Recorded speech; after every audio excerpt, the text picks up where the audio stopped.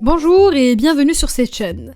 Dans cette vidéo, je partagerai des détails que j'ai remarqués en regardant la nouvelle série Squid Game. Cette vidéo contiendra de gros spoilers.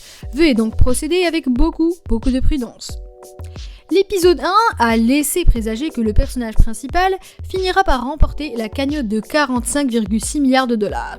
Ceci est montré lorsqu'il a remporté le match de jeu de chevaux et qu'il était payé exactement 45,6 millions. Une autre préfiguration mineure, c'est quand le personnage principal a donné un cadeau à sa fille. Celui qui est vraiment similaire au pistolet qu'ils utilisent plus tard dans le jeu. Le pistolet lui-même est également imbriqué. Ce qui laisse également entendre que les corps sont incinérés une fois qu'ils sont éliminés du jeu. La fille nord-coréenne qui a mis un couteau sous la gorge d'une personne a en effet été tuée par une tranche de gorge. Le meilleur ami des personnages principaux, qui voulait se suicider dans la baignoire, a en effet fini par se suicider avec un couteau dans la gorge. Il y a en effet des détails plus subtils faisant allusion au vieil homme notamment, l'homme derrière le fameux jeu. Et cela se voit dans des affiches visuelles de la série Squid Game. Remarquez que tous les personnages de l'affiche sont déterminés à gagner, à l'exception d'un vieil homme, bien sûr, ici, il ne sourit pas de joie. Au contraire, l'éclairage rend son sourire plus maléfique et apparemment en contrôle total de la situation. Non seulement cela, la position qu'il occupait est en fait la même que celle du chef masqué, suggérant en outre qu'il est lié à l'organisation du jeu. Maintenant, c'est de loin mon détail préféré.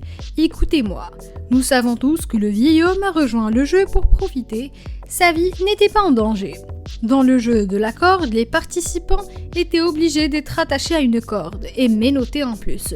Cependant, lorsqu'ils ont terminé le jeu, nous pouvons voir clairement que les serrures des menottes du vieil homme ont en effet disparu. C'est ainsi que je pense qu'il a pensé échapper à la mort dans ce jeu.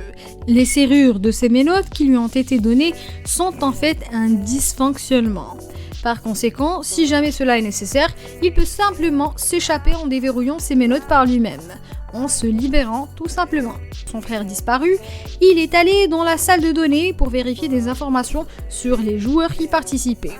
Le premier document qu'il a consulté évoquait le même jeu organisé en 1999. Les informations sur les joueurs numérotés sont sur la première page, ce qui est logique. Mais quand il a trouvé la liste des joueurs des années 2020, il a commencé de 0-0.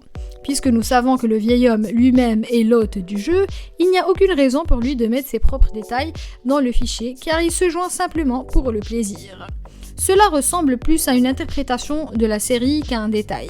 À la fin, nous avons vu que le protagoniste s'est teint les cheveux en rouge. Mais pourquoi est-ce que certains pourraient dire que c'est une décision impulsive? Mais je pense que c'est l'indice que le personnage lui-même a grandi pour devenir plus disposé à prendre le contrôle de la situation. Pourquoi est-ce que? Eh bien, nous savons que la couleur du rouge est aussi la couleur portée par ceux qui dirigent le jeu. Ce qui signifie contrôler en puissance et en agressivité. Nous voyons que le protagoniste court vers la personne qui distribue toujours la carte d'invitation au jeu. Il enlève aussi agressivement la carte d'invitation et pousse le personnage vers un mur avec son coude appuyé. Nous voyons que le protagoniste est maintenant prêt à utiliser des moyens violents pour empêcher le jeu de se reproduire. C'était tout pour aujourd'hui. Vous avez aimé la vidéo? N'oubliez donc pas de vous abonner et d'activer la cloche de notification. Ne manquez rien du tout. Laissez-moi savoir dans la section commentaires ci-dessous tout ce à quoi vous pensez. Allez, à plus.